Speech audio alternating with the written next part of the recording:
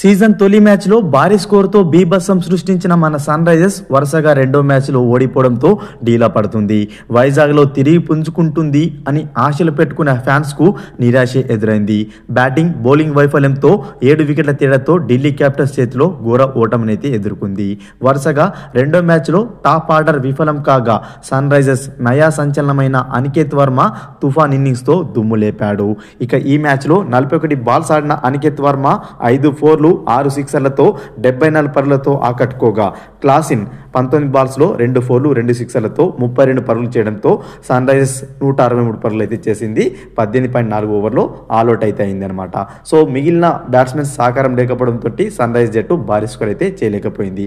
ఇక ఈ మ్యాచ్లో మనకు ఢిల్లీ క్యాపిటల్స్ బౌలర్ అయిన మిచెల్ స్టార్క్ అద్భుతంగా బౌలింగ్ చేశాడు.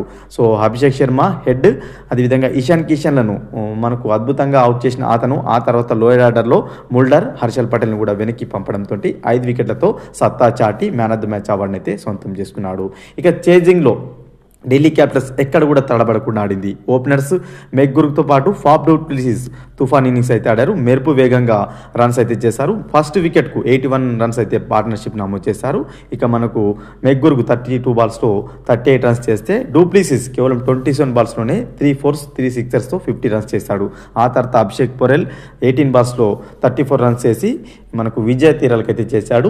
కేవలం 16 ఓవర్స్లోనే ఢిల్లీ క్యాపిటల్స్ టార్గెట్ చేజ్ చేసింది. మరోవైపు ట్రిస్టన్ సబ్స్ కూడా 14 బాల్స్లో 21 రన్స్ చేసి విజయంలో తన వంతు పాత్ర పోషించాడు. సన్ రైజర్స్ ఓటమికి కారణాలు చూసుకున్నట్లయితే టాస్ గెలిచిన ప్యాట్ కమిన్స్ బ్యాటింగ్ ని చూస్ చేసుకోవడం మిస్టేక్ గా ఉంది. ఎందుకంటే గత మ్యాచ్ లో లక్నో ఢిల్లీ మ్యాచ్ ఏదైతే ఉందో అందులో ఢిల్లీ భారీ స్కోర్ ను చేజ్ చేసిన సంగతి తెలిసిందే. అయితే ఇక్కడ ఉన్న వెదర్ కారణంగా ఫస్ట్ 1 ఓవర్ అనేది బౌలింగ్కు అనుకూలించే అవకాశం ఉంటుంది. తర్వాత మెల్లిమెల్లిగా బ్యాటింగ్కి అయితే అనుకూలిస్తుంది అనమాట. అదే దాన్ని క్యాచ్ చేసుకున్నాడు మిచెల్ స్టార్క్. టాప్ ఆర్డర్ను ఘోరంగా దెబ్బ కొట్టాడు ఆ వెదర్ను అనుకూలంగా మలుచుకొని. సో బౌలింగ్ చూస్ చేసుకున్నట్లయితే సన్ రైజ్ జట్టు ఈ మ్యాచ్లో గెలిచే అవకాశం ఉండేది. ఆ తర్వాత సెకండ్ రీజన్ చూసినట్లయితే టాప్ ఆర్డర్ వైఫల్యం. సో అభిషేక్ శర్మ హెడ్, అదేవిధంగా నితీష్ కుమార్ రెడ్డి, ఇషాన్ కిషన్లు ఘోరంగా విఫలమయ్యారు.